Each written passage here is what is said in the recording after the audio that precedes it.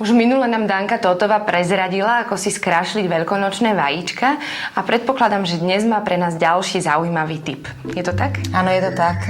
Budeme robiť vajíčka s tzv. Mramorovacou technikou. Aha. Musíme namalovať vajíčko jednofarebné. Ja musím povedať z mojej praxe, urobiť dokonalé vajíčko jednofarebné je podľa mňa vrchol malovania veľkonočných vajíčok.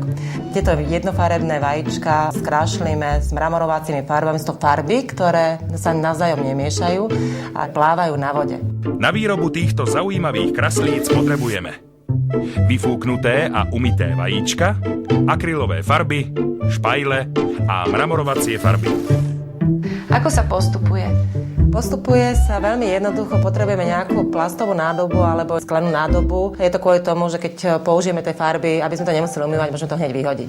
Na vodu si nakvapkáme tú farbu, môžeme kľudne miešať aj tie farebné odtiene. My sme si zvolili tú červenú, je tak atraktívna na tej žltej. A teraz buď vidličkou alebo špajlou spravíme mramorový vzor hneď na tej vode. Takže ak sú tam aj nejaké vynechané miesta, tak je to asi lepšie. O to lepšie bude tam mať dokonalý taký mramorový vzor na tom vajíčku.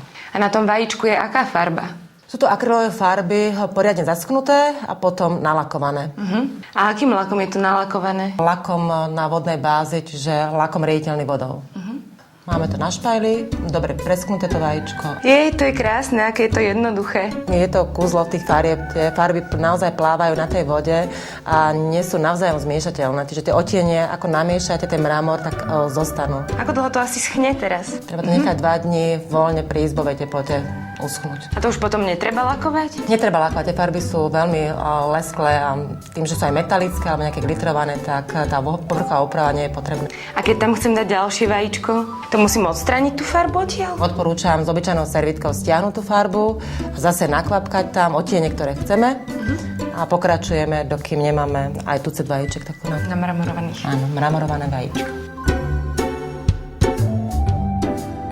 Vidím, že tu máš rôzne metódy. Môžeš niečo našim divákom odporúčiť? Ďalšia taká zaujímavá technika je mozaiková technika. Je to veľmi jednoduché využitie škrupiniek, ktoré sa v domácnosti spotrebuje veľmi veľa. Buď dáme na biele vajíčko hnedé škrupinky, alebo na hnedé vajíčko biele škrupinky. Tých sa podľa mňa v domácnosti pred Veľkou nocou nájde. Veľmi pekné a moderné ozdobovanie vajíčok je tzv. Etnoštýl. Veľmi jednoduchá tiež metóda. S akrylovými fixkami sa namaluje nejaký motív zvierací. Potom trošku náročnejšia technika, je to vosková technika. Na to sa používa vosk, špendlíky a bodka k bodke. A niekoľko 100 botiek nám urobí taký krásny relief, takú krásnu čipku. Alebo aj servitkovú metódu tu vidím. Áno, aj servitková metóda tu je. Vyberieme si servitky, ktoré sú vhodné, nejaké kvietky alebo nejaké malé, drobné vzory. Klasickou servitkovou metódou. To znamená lepidlo. Servitka a zase lepidlo. A zase lepidlo. Dúfam, že sme vás opäť inšpirovali a že vaši šibači budú od vás odchádzať spokojní.